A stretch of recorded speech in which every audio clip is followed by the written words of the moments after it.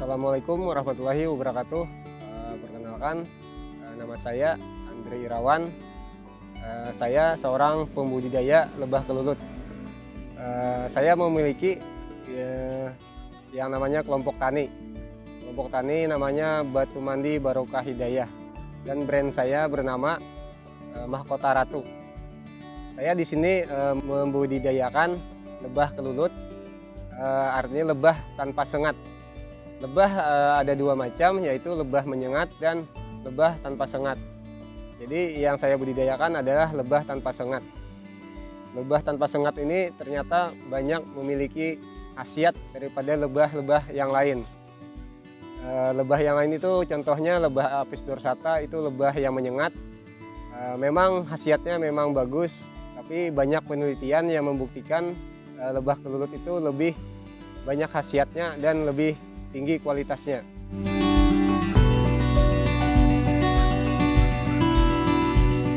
Manfaat madu lebah kelulut banyak, salah satunya adalah meredakan panas dalam, sakit tenggorokan, diabetes, dan lain-lain. Pokoknya banyak sekali khasiat yang terkandung di dalam madu lebah kelulut. Karena lebah kelulut itu menyimpan madu di dalam propolis. Beda sama lebah yang menyengat. Lebah menyengat menyimpan madunya di dalam lilin lebah. Kalau lebah kelulut, dia menyimpan madu di dalam propolis. Propolis itu terbukti banyak mengandung khasiat yang sangat luar biasa.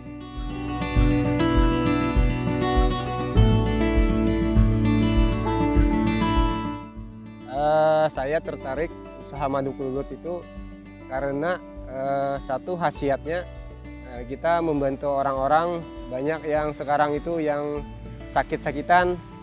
Sekarang itu zaman semakin canggih, semakin banyak makanan, semakin banyak penyakit. Jadi lebah kelulut ini ternyata banyak menyembuhkan macam-macam penyakit.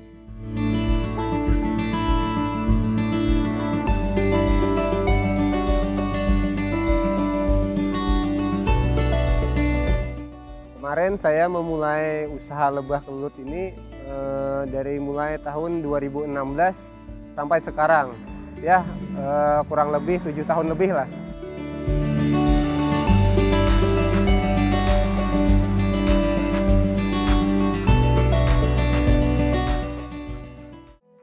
Saya mempelajari cara ternak lebah kelulut ini. Yang pertama itu belajar dari teman. Karena kita banyak punya teman, ternyata banyak teman itu banyak rezeki. Nah, jadi kemarin itu saya ke rumah teman dan saya melihat teman itu ternyata budidaya lebah kelulut. Dan saya melihat madunya itu ternyata lumayan banyak. Jadi yang dibudidayakan teman itu Triguna itama, lebah yang banyak menghasilkan madu. Nah, jadi saya melihat itu madunya luar biasa banyak, dan saya tanya kemarin itu harganya per liternya adalah 400.000. Jadi saya tertarik karena harganya yang lumayan mahal dan khasiatnya yang lumayan bagus, kuat. Jadi kemarin saya belajar sama teman, lalu saya cari-cari di internet juga bagaimana caranya belajar yang bagus. Awal saya budidaya itu kan kebanyakan orang usaha itu pasti ada menemukan yang namanya gagal. Nah, jadi saya mencari tahu dulu apa saja faktor yang membuat budidaya lebah kelulut itu menjadi gagal. Nah, jadi saya cari kendalanya dulu. Habis itu masalahnya sudah saya ketahui. Jadi apa faktor keberhasilannya jadi sudah saya ketahui. Jadi langsung saya budidaya perlahan-lahan, memulai dari 1 stop sampai 10, dan sekarang alhamdulillah sudah sampai 400 stop.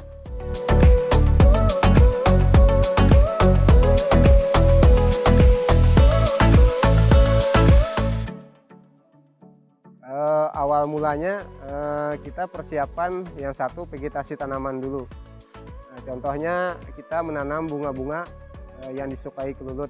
Contohnya bunga kaliandra, bunga air mata penganten atau AMP, dan didukung dengan vegetasi di sekitar seperti bunga kelapa, bunga pepaya, dan banyak lagi bunga-bunga yang lain yang sangat disukai lebah kelulut.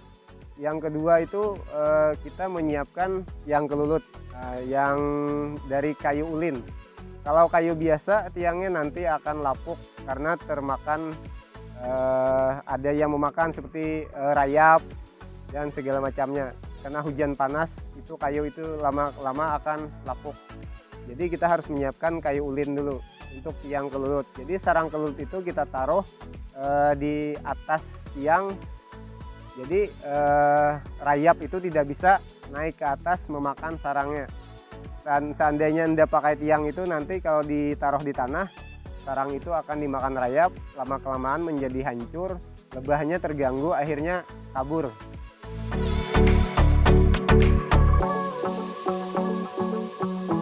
Prosesnya sampai jadi atau sampai kita panen, kalau sarang alami itu tergantung musim. Biasanya musim madu itu masuk di bulan Juli, Agustus, September, Oktober, dan sekarang ini adalah bulan Agustus. Nah, jadi ini masuk musim madu sudah.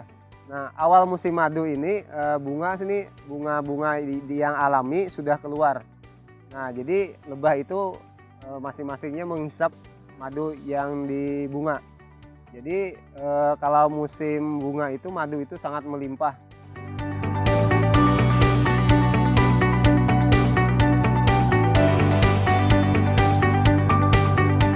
Cara memanen madu yang pertama adalah madu Triguna Itama. Triguna Itama ini kantong madunya besar-besar, beda sama lepesep. Kalau lepesep itu madunya kecil-kecil kantong madunya.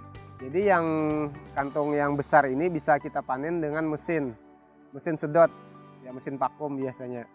Jadi pakai mesin, kita kasih lubang di dalam propolisnya, lalu kita sedot. Nah, jadi itu proses panen madu Triguna Itama.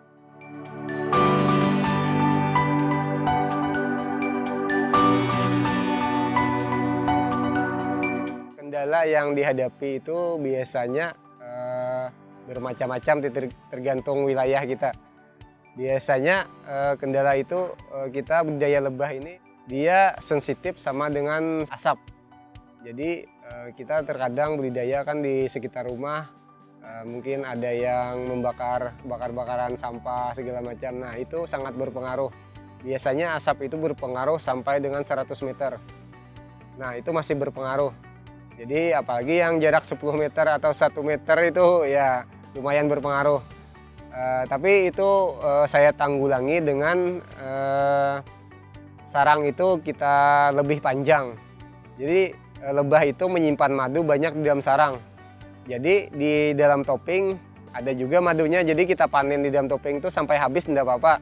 Nah, di dalam sarangnya masih banyak madunya buat persiapan. Nanti kalau dia stres kena asap, dia tidak akan mencari madu, tapi madu yang di dalam sarang yang dia konsumsi. Nah, untuk kelanjutan hidupnya. Seandainya sarang itu kita potong pendek, di dalam itu hanya telur lebah, tidak ada madu. Seandainya kena gangguan di luar, dia akan tidak bisa mencari madu keluar dan akan kabur karena tidak ada persediaan makanan atau madu di dalam sarangnya.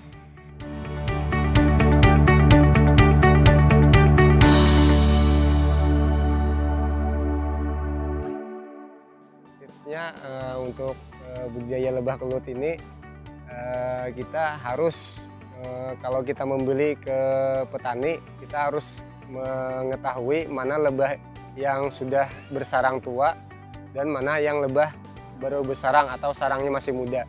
Kalau lebah itu yang sarangnya sudah tua, dia mempunyai ciri khas corongnya itu, corong keluar masuknya itu adalah keras. Jadi propolis di depannya itu sudah mengeras atau membatu, itu sudah tua. Jadi itu yang bagus dibudidayakan. Kalau sarangnya yang depannya itu masih lemah atau lembek, itu sarang itu masih muda. Jadi kalau sarang muda itu kalau kita budidayakan, apalagi tempatnya berpindah-pindah, kita pindah ke lokasi mana itu akan rentan kabur. Jadi itu akan menemui kegagalan. Kalau untuk keberhasilan, yang pertama bibitnya harus yang bagus, yaitu lebah yang sudah tua. Nah, itu yang paling penting.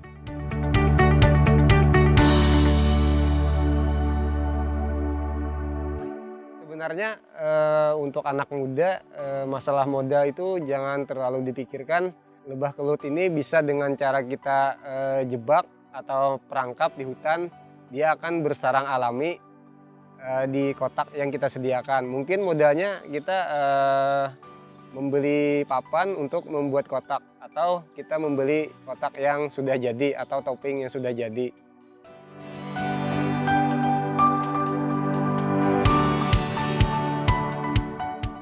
Jadi produk saya itu bernama Cap Mahkota Ratu.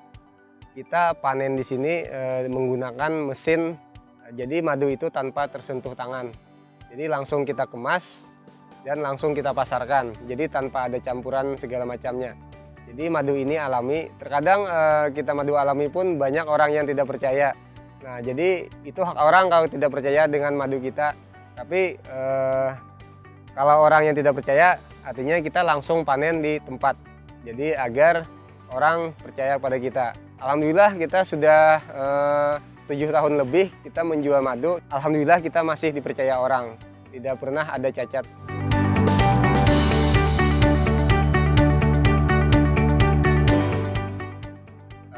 Harga yang dibanderol di sini madunya per liter 400.000.